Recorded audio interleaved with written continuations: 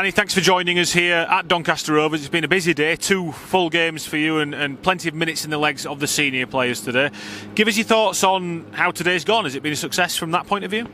Yeah, I think so, yeah. Really busy day. Played Harrogate. A lot of players played 60 minutes there. The first team squad players and the first team players played 60 minutes here. So, yeah, successful day in terms of minutes. Was that the only goal out of today, Danny? What did you send the players out onto both pitches? What message was in their ears when they went out? What were you looking to work on specifically today? It's to try and dominate the ball with an attacking focus. So we're trying to always build, trying to penetrate. I think we did that up to a certain point. And then I felt areas to improve for me was that creating, attacking, finishing area. Just the same as when we spoke to Narcis Palash after Morecambe in midweek. There's always loads to work on at this point in pre-season, isn't it? It shouldn't be a surprise that it's not absolutely perfect on the pitch. The idea is to peak come the 29th against Burnley. Yeah, that's the plan. I think the lads have had a short break after last season. They've come back at really good fitness levels. So yeah, we'll keep working with the key principles we want to instil in the players, and by Burnley they'll be on it. You talked about the final bit just needing work at the moment. What did you like about both performances today? I think the intent to play forward, to try and circulate the ball and then look for breaking line passes. The players were always doing this. And then the relationships between players, the movements to try and receive, that were really positive. So yeah, the attacking phase will continue to work. An hour in the legs of most senior players. We also got a first 45 minutes in the legs in pre-season for Sorba Thomas and David Kasumu and Conor Mahoney at Harrogate. How important is that to get them up to speed as soon as possible? Yeah, I think that's really positive. They've all had individual programmes since they've returned to pre-season. So for them to get on the pitch and play 45 is a real positive.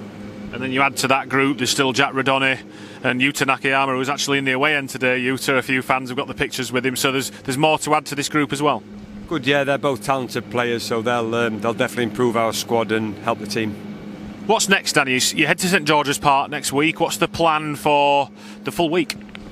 Yeah, we've got an intense training programme. I think the week prior to the week for the Burnley game is really going to be intense. We've got a lot of things me and Narcis are talking about in terms of what we want to build into the players. So yeah, we're going to focus on that and then build that into the Tranmere and Bolton game. Does it make a difference to get the players away from the usual environment, from the Miller's Oils High Performance Complex, to get them into a different environment where you can spend more time with them, not just at training, but back in where you're staying, and you get to know them more as a group as well? Yeah, I think so. I think it's good to change the environment a little bit and change the scenery. So yeah, I think it'd be good to get sent to St George's Park. We've got fabulous facilities there, so yeah, it should be a good week of work. I think we've had around 1,000 fans cumulatively at both games today. How was it to get the players back in front of fans again, but also to make your first steps into the technical area as head coach with supporters in the ground? Yeah, strange feeling really, but no, one I really enjoyed. Obviously I've got a close affinity to the supporters here, having played here, but no, we were really positive, hoping to continue to grow that connection with the fans, and we'll grow together. Obviously missing a handful of players with knocks today, but all the lads that were involved all came through unscathed as things look? Yeah, I think so. I think Rolando against Harrogate, but apart from that, I think pretty much unscathed, yeah, so that's a real positive.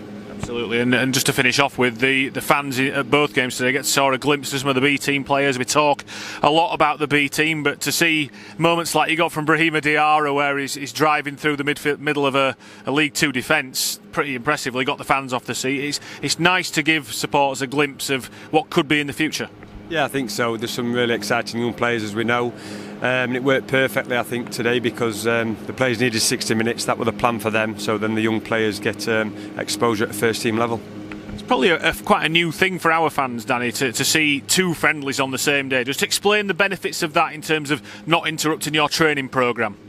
I think because we've got such a short pre-season, the games had to be that way, so I think logistically it worked okay. It was well organised, so yeah, it was good to have the 2 games, and players got the minutes they needed. Also means that when you get back to training, you've not got 2 different groups doing a cover at different times, so you can pretty much get back straight on the pitch on Monday and back to work with the whole squad. Yeah, the planning is straightforward really. Recovery day tomorrow, and then an introductory technical day on the Monday, so the week should flow quite well. Super, but we'll be at St George's Park with you, Danny. We'll see you there. Thanks for joining us. Cheers, Dave. Thank you.